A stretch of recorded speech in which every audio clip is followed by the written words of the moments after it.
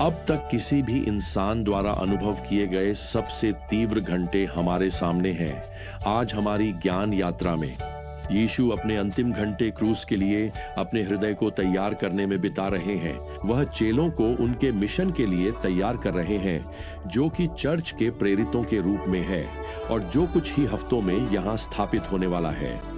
जब आप सभी सुसमाचार विवरणों को कालानुक्रमिक रूप से जोड़ते हैं तो आप जानेंगे कि ऊपरी कक्ष में समय के अंत में यीशु और चेले भजन गाते हैं। संभवतः वे 5 फसह भजनों में से अंतिम यानी भजन संहिता 118 गा रहे थे। मत्ती के विवरण में अध्याय 26 की आयत 30 में लिखा है, इसके बाद वे जैतून के पहाड़ पर चले गए। दूसरे शब्दों में वे यरूशलेम के घेरे हुए शहर को छोड़ते हैं, किद्रोन नाले को पार करते हुए पूर्व की ओर बढ़ते हैं और पहाड़ पर चढ़ते हैं। और वैसे यह नया नियम में एकमात्र समय या स्थान है जहां इस नाले का उल्लेख किया गया है। किद्रोन का अर्थ है अंधकार, जो क्रिया कधार से आया है। 2 शमूएल 15 में दाऊद स्वयं इसी नाले को पार कर अपने विद्रोही पुत्र अबशालोम से भागा था, जो उसकी जान लेना चाहता था। और अब यीशु, जो दाऊद का वंशज है, उसी नाले को पार कर रहा है, जबकि यहूदा इस्राएल के राजा को धोखा देने की अपनी योजना को अंतिम रूप दे रहा है। लूका के सुसमाचार में उल्लेख है कि चेले यीशु का अनुसरण कर रहे हैं और वे अंततः एक स्थान पर पहुंचते हैं जिसे गठसमनी कहा जाता है। अब यूहन्ना अपने सुसमाचार के 18वें अध्याय की पहली आयत में इसे एक उद्यान कहता है, जो यह संकेत दे सकता है कि यह एक घिरा हुआ क्षेत्र था। चूंकि गठसमनी का अर्थ है तेल का कोल्हू, इसलिए संभावना है कि उस बगीचे में एक जैतून का कोल्हू स्थित था। वास्तव में यह प्रेस संभवतः जैतून पर्वत पर स्थित एक बड़ी गुफा के अंदर स्थित थी। और आज भी मैंने उस पहाड़ी पर एक गुफा के पास जैतून के पेड़ उगते हुए देखे हैं। बेशक उसे अब नवीनीकृत कर दिया गया है। उस छोटी गुफा को एक चैपल में बदल दिया गया है। मुझे याद है जब मुझे जैतून के पहाड़ पर गठसमनी के बगीचे में खड़े होने का अवसर मिला, तब मैंने सुसमाचारों में वर्णित इन घटनाओं पर मनन किया। अब जब हम प्रभु को बगीचे में आते देखते हैं तो हम कुछ ऐसा देखने जा रहे हैं जो अत्यंत भावुक करने वाला है और सच कहूं तो काफी रहस्यमय है। हम इस संघर्ष की गहराई को तब तक नहीं समझ सकते जब तक हम यह न समझ लें कि हम यीशु मनुष्य को देख रहे हैं। वह पूरी तरह से परमेश्वर हैं, लेकिन वे पूरी तरह संपूर्ण रूप से मनुष्य भी हैं। और वे इस बगीचे में वैसे ही संघर्ष करेंगे जैसे आप और मैं आज अपने अपने गठसमनी के बगीचे में संघर्ष कर सकते हैं। यहाँ मनुष्य का पुत्र है जो हर बात में हमारी तरह परीक्षा में पड़ा, फिर भी बिना पाप के रहा। इब्रानियों 4:15 कहता है। हम देखेंगे, हम सीखेंगे और हम परमेश्वर के मेमने की आराधना और आश्चर्य करेंगे, जो संसार का पाप उठाने के लिए आया था। मैंने पढ़ा है कि पिछली सदी में एक युद्ध शुरू होने से पहले सैनिकों ने रेगिस्तान की रेत में 40,000 कब्रें खोदी थीं। अब उन्होंने ये कब्रें दुश्मन सैनिकों के लिए नहीं बल्कि अपने लिए खुदाई थीं, और वे कब्रें उनकी मरने की तत्परता की गवाही थीं। तो मुझे आपको बताने दीजिए, यीशु यहाँ बगीचे में जैसे कि अपनी ही कब्र खुदाई कर रहे हैं, जो उनकी मरने की तत्परता का संकेत है। अब अगर हम मत्ती 26:36 पर जाएं तो वहां लिखा है, तब यीशु अपने चेलों के साथ गेतसमने नामक स्थान पर गया और उसने अपने चेलों से कहा, तुम यहां बैठो जब तक मैं वहां जाकर प्रार्थना करता हूं। और वह पतरस और जब्दी के दोनों पुत्रों अर्थात याकूब और यूहन्ना को अपने साथ ले गया।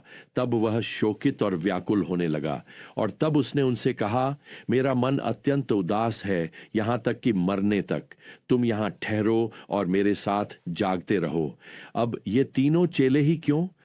खैर, साफ तौर पर मेरा मानना है कि वह उन्हें अपने साथ इसलिए नहीं ले गए कि उन्हें सुरक्षा चाहिए थी या मुख्य रूप से साथ चाहिए था। हालांकि उनकी उपस्थिति स्वागत योग्य थी। मुझे लगता है कि वह उन्हें यहाँ कुछ सिखाने के लिए लाए थे। असल में हमें बाद में बताया गया है कि वे बार बार सो जाते हैं नींद में झुकने से पहले। वे निश्चित रूप से देखेंगे और सुनेंगे कि प्रभु क्रूस के साथ आने वाली सभी बातों से कैसे संघर्ष कर रहे हैं। और मुझे पूरा विश्वास है कि यह अनुभव बाद में उनके दिल और दिमाग में जरूर लौटेगा। वह उन्हें सिखा रहे हैं, देखो, गठसमनी का सामना ऐसे किया जाता है, पीड़ा के क्रूस के लिए ऐसे तैयारी की जाती है। जब तुम दुख से घिरे हो, जब तुम अत्यधिक व्याकुल हो, तो यही करना चाहिए। और सबसे अधिक संभावना है प्रियजनों कि आपके सबसे करीबी दोस्त भी आपकी सबसे गहरी भावनाओं को नहीं समझ पाएंगे। वास्तव में हो सकता है कि जब आप अपनी पीड़ा में अकेले तड़पते हुए उन्हें समझाने की कोशिश करें तो वे सो भी जाएं। अब मैं यहां दो मुख्य शब्दों की ओर ध्यान दिलाना चाहता हूं जो यीशु के दिल में वास्तविक संघर्ष को प्रकट करते हैं, जो पूरी तरह से मनुष्य हैं।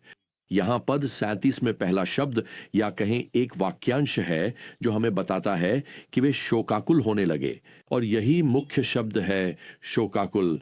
इसका अर्थ है कष्ट से दूर हटना या मुसीबत से पीछे हटना। यह टाला नहीं जा सकता। अब दूसरा शब्द भी इसी पद 37 में है जो बताता है कि वे व्याकुल होने लगे। व्याकुल का अर्थ है अत्यधिक पीड़ा से घिर जाना।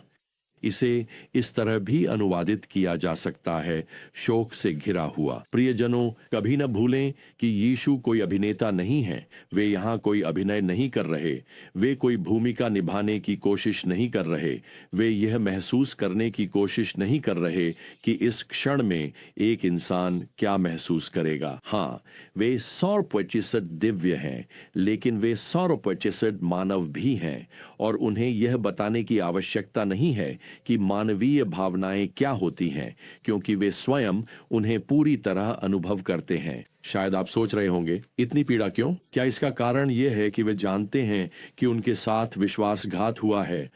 उनके एक मित्र ने उन्हें 30 चांदी के सिक्कों में बेच दिया। वैसे उस समय यह कीमत एक बूढ़े दास की हुआ करती थी। क्या वे इसलिए व्याकुल हैं क्योंकि उन्हें पता है कि वे 11 भी उन्हें छोड़ देंगे, या फिर कि पतरस उन्हें जानने से इनकार कर देगा, या फिर इजराइल राष्ट्र उन्हें अस्वीकार कर देगा? क्या यह पूरे संसार के पाप का उनके ऊपर आने वाला बोझ है? क्या यह वह मार, वह शारीरिक पीड़ा है जो वे कोड़े खाने में सहने जा रहे हैं? क्या यह क्रूस पर लटकाए जाने का अपमान है? क्या यह पिता के साथ संगति और निकटता का खो जाना है? तो इसका उत्तर है हां। इन सब बातों के लिए हां। वह इन सभी बातों और उन लाखों बातों के लिए पीड़ा में है जिन्हें हम समझ भी नहीं सकते। वह हमारे अधर्म के लिए कुचले जाने वाले हैं।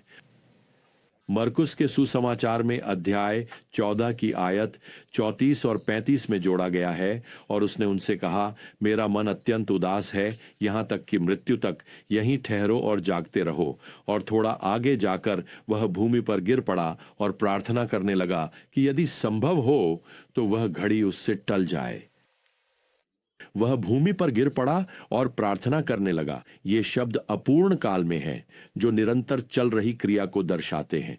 अगर आपके दीवार पर वह प्रसिद्ध चित्र टंगा है जिसमें यीशु बगीचे में प्रार्थना करते हुए एक पत्थर के पास घुटनों के बल बैठे हैं और उनके हाथ जुड़े हैं, तो वह ठीक है। किसी और समय उन्होंने इस तरह प्रार्थना की होगी, लेकिन यहां नहीं, इस बार नहीं। देखिए, क्रिया का काल हमें बताता है कि वे जमीन पर गिर पड़े और प्रार्थना की, फिर वे उठे और थोड़ा आगे लड़खड़ाते हुए गए, फिर से गिर पड़े और प्रार्थना की, फिर खुद को उठाया और कुछ कदम और चले, फिर से गिर पड़े और फिर प्रार्थना की। इब्रानियों 5:7 यह जोड़ता है कि उन्होंने यह सब ऊंची आवाज में पुकारते और आंसू बहाते हुए किया।